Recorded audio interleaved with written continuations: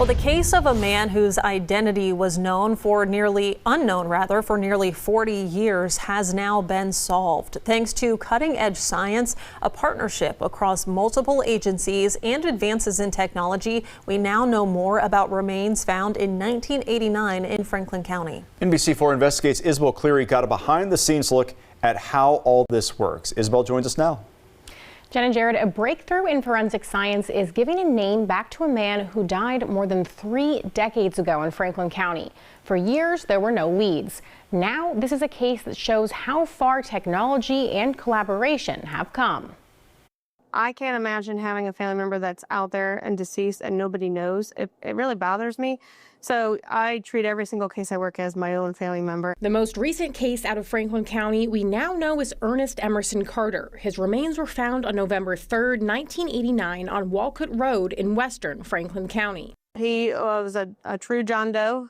We had done everything we could. We scanned in the case file, reviewed everything that we could find. Multiple partners, including the Ohio Attorney General, the Franklin County Coroner's Office, and Othram, a forensics technology company, worked together to identify those who have been nameless for years. We work with local, state, federal, and now internationally with law enforcement to basically help them sort out cases of unidentified DNA. Now with genealogy and working backwards from there to find comparisons for lineage, and then we can do the DNA comparison, that's probably taken off in the last couple years. NBC4 Investigates got a look at how this works. It's a lot more challenging to get DNA from samples like bones, especially bones that have been out in the elements and sadly decomposing over time.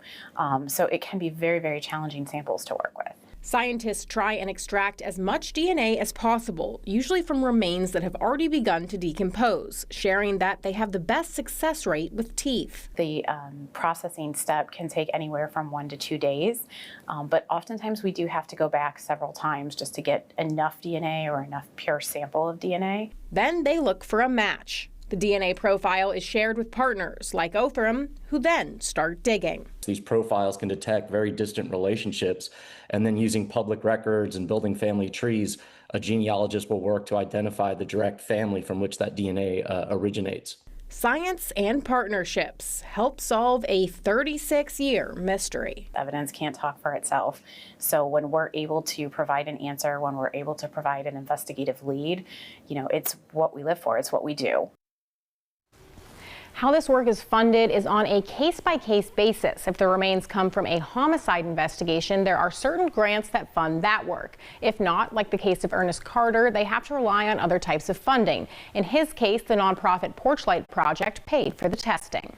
Thanks for watching. For more NBC4, download the NBC4 streaming app. You'll get free 24/7 local programming streamed straight to your living room. Just search NBC4 Columbus on your Apple TV, Amazon Fire, Roku, or Samsung device.